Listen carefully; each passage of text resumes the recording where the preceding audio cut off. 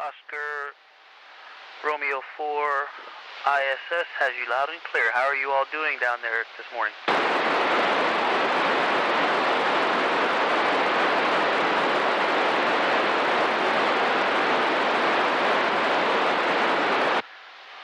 Oscar Romeo 4 India Sierra Sierra is ready for questions. Over.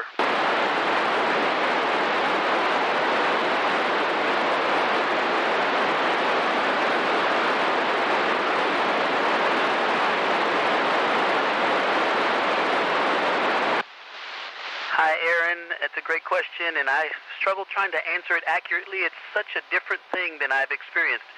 I would say it is like dreaming about flying because it is so different than swimming or ice skating or skiing, but it is a pretty amazing feeling to live in microgravity.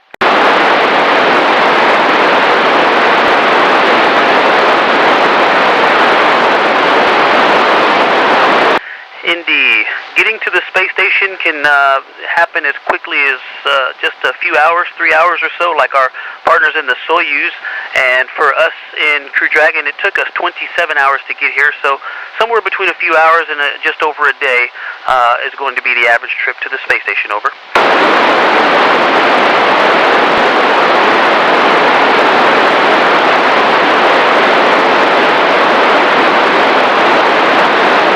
Valentino, I have only seen that happen from the Earth.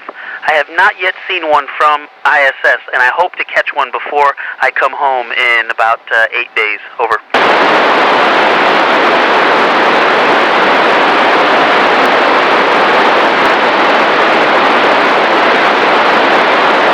Ivy, we do lots of life sciences and physical sciences to see how microgravity affects growing structures, making structures, and living organisms. And just in a little while, Mike and I are going to do an experiment to see how space has affected our muscle tone.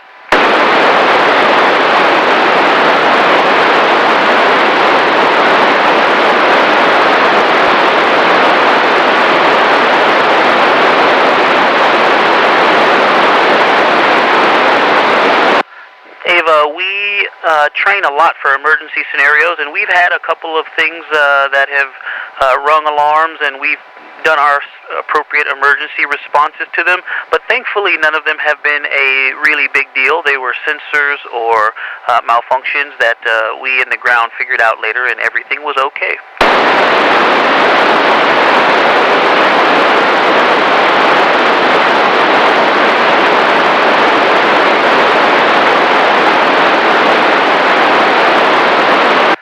That would be really bad because it could put a hole in the space station and cause our atmosphere to leak out, and then we'd have to seal off a compartment or repair it or both. And so we take a lot of effort to avoid that junk, and then if not, then when we know it's coming, we can hunker down and get into a safe space in preparation. But we work very hard to avoid it if we can. Over.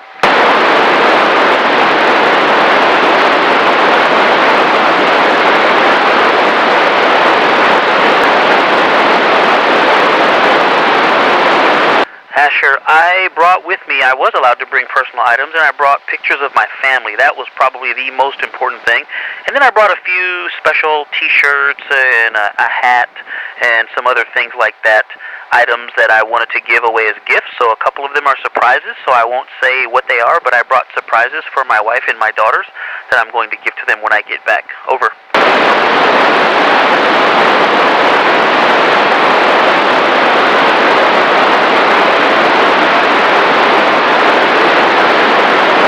Charlotte, there's not a set number of times per year, but we have vehicles that make regular trips to the space station. Our Cygnus cargo vehicle, like we have one here now, the Dragon, which is the cargo version of Dragon, which is coming up in May. And so I'd say we have about one every other month, so maybe 6 times a year, but there's not a set number. It can happen as the ISS needs supplies. Over.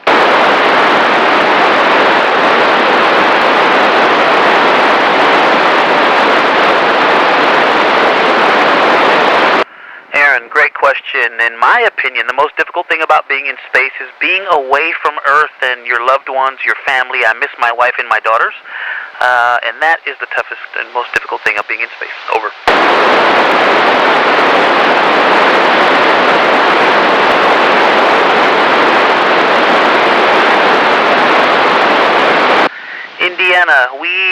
watch movies. We call friends and family on Earth, read books. I like to exercise. I think that's fun. I also enjoy all of the delicious foods and snacks that we have up here. So we have lots of ways to have fun. Over.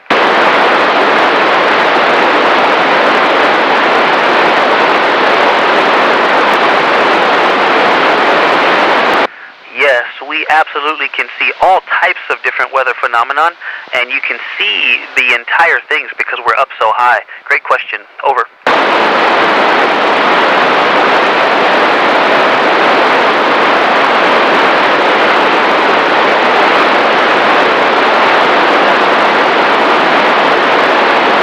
Ivy, we do have a research project that grows plants in space, and we have very special hardware that has the seeds in little pillows and little packets, and we have special bags of water that enable us to keep the plants hydrated and healthy, and then we have a special enclosure that has LEDs, light-emitting diodes, that provide different colors of light to help those plants grow.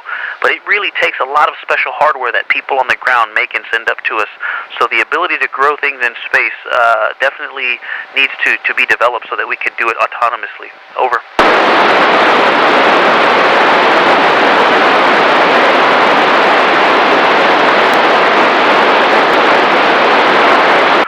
Our daily routine involves exercising and eating lunch, and other than those two things, we work very hard at doing research and keeping the space station working, so doing maintenance, as well as doing outreach events and getting to talk to great students like you all. Over.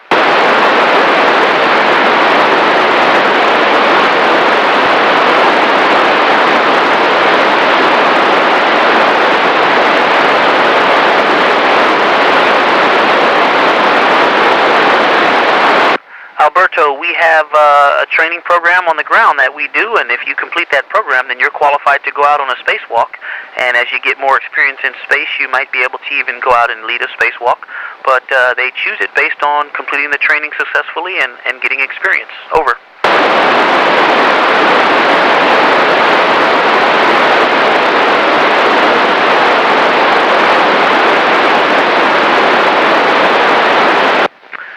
At this time, I do not believe we have any. Actually, we do. We have, I think they're called C. elegans worms. They're a specimen that we're analyzing to see how their muscles are affected by being in space.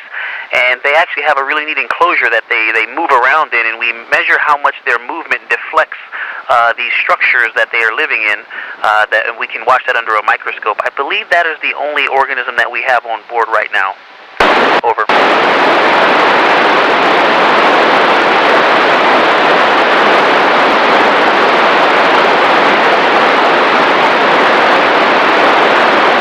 Charlotte, that is such a beautiful question. It absolutely does. Looking out at space and seeing the Earth hanging out there in the blackness amongst all the stars, it just makes me realize how special Earth really is and how special life on Earth really is. Of all of the amazing things that I have seen while I'm up here, the most amazing is our home planet Earth. Over.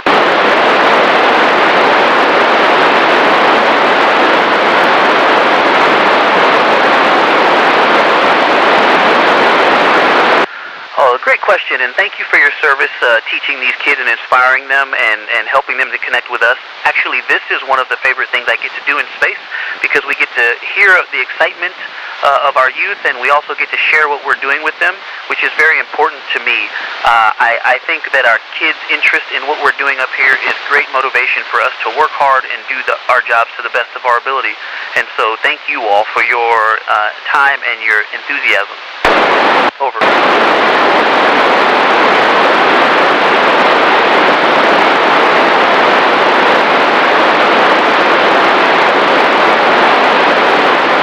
Oh, I love this question. I say these three things all the time. Be resilient. Don't stop the face of challenges. And